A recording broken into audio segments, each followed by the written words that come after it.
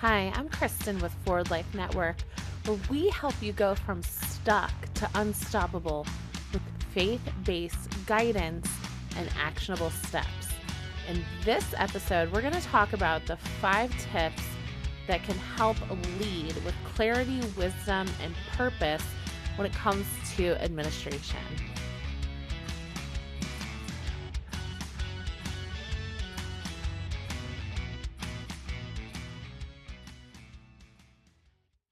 Okay, so I've worked in a lot of companies and I've been in administration and marketing, and I've seen a lot of what works and a lot of what doesn't work. So that's why we're talking about how to lead in that area with clarity, wisdom, and purpose. And our number one step is to prioritize your tasks wisely. This is a huge, huge one. When you're working in companies that have a lot happening and it's a high level team, prioritization means so much. It will make or it will break you. So, first, I wanted to look at the scripture, Proverbs 16:3, and it says, "Commit your work to the Lord, and your plans will be established." And so that's the spiritual side. But on the natural side, I would have to do every day like a task list. And then I would have to prioritize that task list. And sometimes, if you don't know the priorities of your team, it's okay to go to the person in charge and say, these are what I think the priorities are. Is that the same priority, level of things that you have? So that's just a big one. You have to be able to prioritize. Number 2 is you have to be able to communicate clearly and consistently. This is so true, especially on a team. If we look at Ephesians 4:29, it says, "Let no corrupting talk come out of your mouths, but only such as good for building up." So one of the things I've seen a lot of on teams that if they're struggling to get to the next level is that the communication isn't there, and also the communication with the right people isn't there. And also what I've seen a lot in small business is it's not across the board that people that need to be seeing the same things are seeing the same things. So you might have 2 assistants and like 1 main person, or like 3 assistants. And so all those people need to be seeing certain things that go on in the communication. So tools like we've talked about before, Monday.com, tools like Google Calendar. It's just really important that the team is able to communicate effectively. And I understand that if you have that, top rainmaker person, they may not want to be in the mix on a lot of that stuff, but there's things that they're going to want to see. And also there's things that even if you have the administrative and the marketing parts, different people are doing different of those parts, but it's kind of a job that has to function together. Those people really have to be able to have tools to see, like, this person did that, I'm doing this, and that's where the Monday.com, the Google Suite, that's where those tools come in, because you want everyone to be able to see things. You don't want, well, this person, did this, but like the other team mate did not know that, and then a client calls and it's like, well, I thought this person was handling that. But you want to look put together as a team that functions, especially when you're dealing in these high level atmospheres. So it's just really important to incorporate and invest in some of those tools so that the communication is visible. I feel like that's a big thing. Number 3, I don't know why this has to be said, but honestly, it is something I've encountered, is you need to build a positive work environment. When we look at Colossians 3:23, it says, "Whatever you do, work heartily as for the Lord and not to men." That's the spiritual side. On the natural side of things, I don't understand sometimes where people try to build competition within a team. You're not competing with each other. You're supposed to be working together to accomplish the goals, and maybe competing with other businesses. But, leaders that like have in fighting competition within their team, that's where they go wrong, and they're cutting themselves off to results that they could have. So it's really important, if you're at a place like that, it's important to get to another place. Number 4 is keep learning and growing. Oh my, I love this one. So let's look at the scripture first. Proverbs 1:5. It said, "Let the wise hear and increase in learning."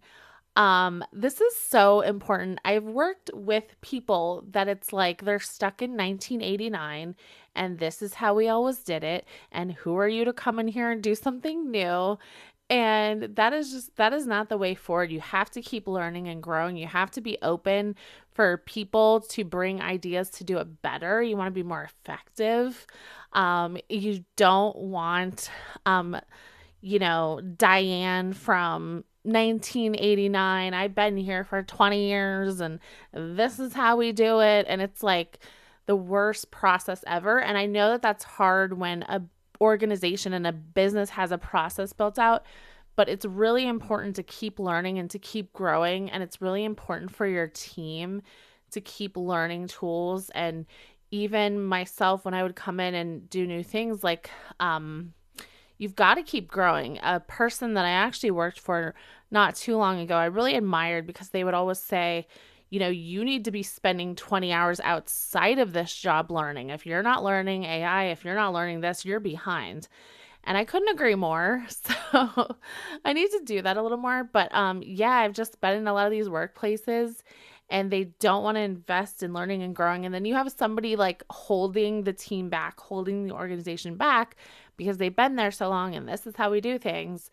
And you're like, okay, like I get that, but it's not 1989 anymore. We don't need to fax.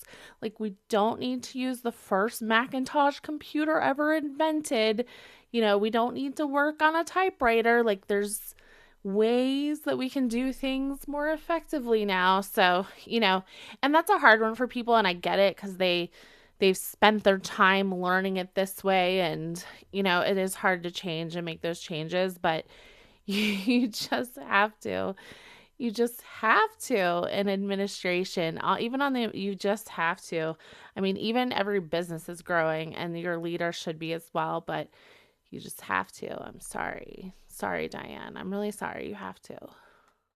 And number 5 is lead with integrity. Proverbs 11:3 says the integrity of the upright guides them.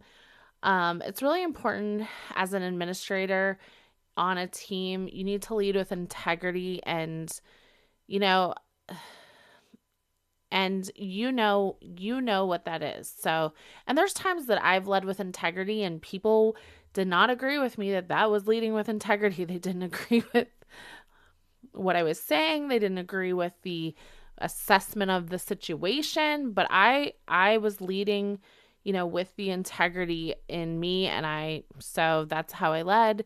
And again, I know sometimes there's things that are difference of opinion and all that stuff, but at the end of the day, you want to lead with your integrity.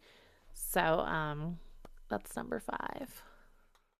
And just one final last thought. You are a very valuable part of an organization. I've been in sales, I've been in marketing side, I've been in different sides of the business, now in the running of a business side, and you are a very valuable part of the business. That role, that seat, that administrative role is a very valuable part of every business, whether you're made to feel that way or not. I've worked for people that make you feel like you're nothing, they're everything. I've worked for people that really honor that role and that position. They understand it's the lifeblood of, keeping sales and marketing going and just other things that administration comes along to do. It's a very valuable position. And I just wanted to tell you today that if you're in that seat in a ministry, in a church, in an organization, you play an immensely important role of that organization.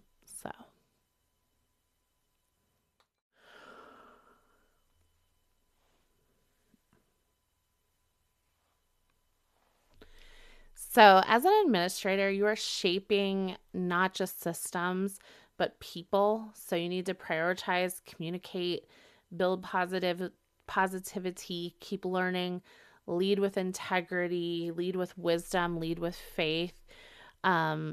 These are the things that are really important when you're in that administrative seat on any team. And I just want to encourage you to work on these, assess where you're at, assess which step that you need to work on, and begin to work on it. Even if you're in the keep learning and growing step, or you're in the, trying to build a positive work environment, there's a lot that you do to shape that team and that company more than people would like to admit. But the administrative side shapes a lot of the culture.